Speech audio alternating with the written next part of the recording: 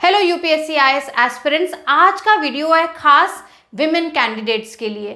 तुम्हें इंटरव्यू में क्या पहनना चाहिए, किस तरह की एक्सेसरीज कैरी करनी चाहिए, हेयर डू कैसा होना चाहिए, आप क्या क्या चीज़ें अपने साथ इंटरव्यू में रूम में ले जा सकते हैं, इस सब पर मैं आज तुम्हें डिटेल जानकारी दूंगी। और ये जो इन्फॉर्मेशन है ये इस पे भी बेस्ड है कि मैं खुद भी कई सारे इंटरव्यूज़ कंडक्ट कर चुकी हूँ जिसके थ्रू हमने गवर्नमेंट रिक्रूटमेंट्स किए, तो मुझे मालूम है कि जो इंटरव्यूअर है वो क्या देखता है और किस बात पे नंबर देता है। तो इस वीडियो को पूरा देखो और मेरे चैनल को लाइक और सब्सक्राइब कर लो। मैं हूं Anupama Chandra, x IAS allied और यूपीएससी मेंटर एंड एक्सपर्ट।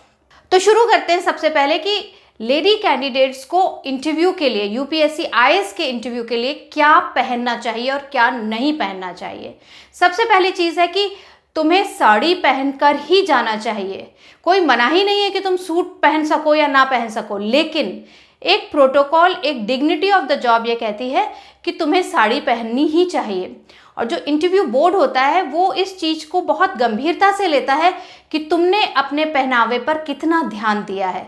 महंगा हो या सस्ता हो से फ़र्क नहीं पड़ता, लेकिन तुम इस इंटरव्यू को सीरियसली ले रहे हो, एक फॉर्मल वे में ड्रेस होके गए हो जैसा कि एक ऑफिसर को होना चाहिए, तो उसके लिए तुम्हें साड़ी ज़रूर पहननी चाहिए। तो साड़ी चूज करते समय दो चीज़ों का ध्यान दो। पहली चीज़ तो ये है कि साड़ी ट्रेडिशनल होनी चाहिए, मेड इन इंडिया लुक होना चाहिए, और उस साड़ी के बारे में तुम्हें जानकारी होनी चाहिए कि कोई पूछ बैठे कि कौन सी साड़ी है तो पता होना चाहिए। दूसरी बात आती है कि फैब्रिक कैसा होना चाहिए। तो साड़ी का फैब्रिक इस तरह से चूज़ करो कि ढोलपुर हाउस में, जो कि इंटरव्यू की लोकेशन होती है, वहाँ पर तुम्हें वेट भी करना पड़ सकता है, तो साड़ी में सल ना पड़े या वो क्रश ना हो जाए, उसका लुक ना खराब हो जाए। दूसरी चीज़, मौसम के मुताबिक साड़ी पहनो ताकि ये ना हो कि तुम्हें इतनी गर्मी लगने लगे, पसीने आने लगे, तो तुम्हारा पूरा का पूरा लुक खराब हो जाए। तो मैं रिकमेंड करती हूँ 2-3 तरह की साड़ियाँ। तो ध्यान से देखो, पहली साड़ी है, इसको कहते हैं कलमकारी साड़ी। इसका फैब्रिक बड़ा सॉफ्ट होता है और ये बहुत मैनेजेबल होती है, प्लस लगती बहुत फॉर्मल और बहुत अच्छी एथनिक साड़ी लगती है।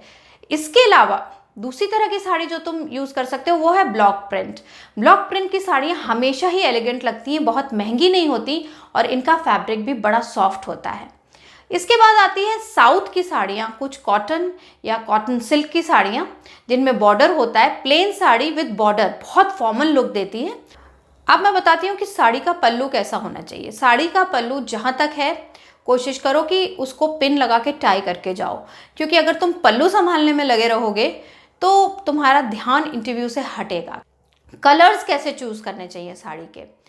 कलर्स तुम्हें जो कंफर्टेबल है वो एक बहुत इंपॉर्टेंट फैक्टर है, लेकिन भड़कीले ना हो, डार्क हो या लाइट हो, लेकिन भड़कीले ना हो। भड़कीले से मतलब है कुछ शेड्स येलो के होते हैं जो आंखों में चुभते से हैं या बहुत शाइन करते हैं।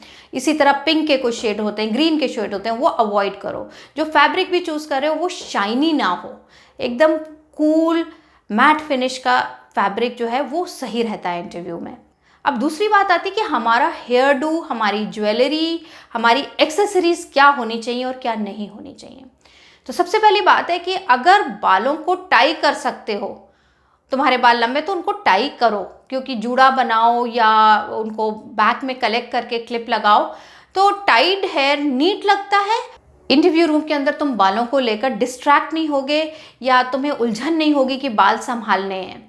और अगर तुम्हारे शॉर्ट हेयर हैं तो उनको वॉश करके प्रॉपरली, जो भी स्टाइल में कटे हुए हैं उस स्टाइल में अच्छे से नीट बनाकर तुम्हें जाना चाहिए। ज़्यादा ज्वेलरी नहीं होनी चाहिए। छोटे छोटे इयररिंग्स तुम पहन सकते हो। अगर गले में चेन वगैरह पहनने की आदत है तो पतली चेन डाल सकते हो। हाथों में घड़ी काफ़ी है, उसके अलावा बहुत कुछ नहीं होना चाहिए। एक आध रिंग्स तक तो ठीक है, लेकिन हर उंगली में रिंग हो ये अच्छा नहीं लगेगा। लेकिन ध्यान इस बात का रहे कि जो इयररिंग्स हैं वो लंबे लंबे, बड़े बड़े, लटके हुए नहीं होने चाहिए, क्योंकि ध्यान तुम्हारी पर्सनालिटी पे जाना चाहिए, ना कि तुमने जो इयररिंग्स या बैंगल्स या इस तरह की चीज़ें पहनी हुई हैं। मेकअप बिल्कुल लाइट होना चाहिए। हल्की सी लिप ग्लॉस, हल्का सा काजल तुम लगा सकते हो, बिंदी की आदत है तो वो भी लगा सकती हो। अब एक्सेसरीज में बात आती है हैंडबैग्स, पर्सेस की। तो एज अ रूल मैं कहूँगी, as a person who has taken many interviews, interview room के अंदर हैंड बैग या पर्स मत ले जाओ।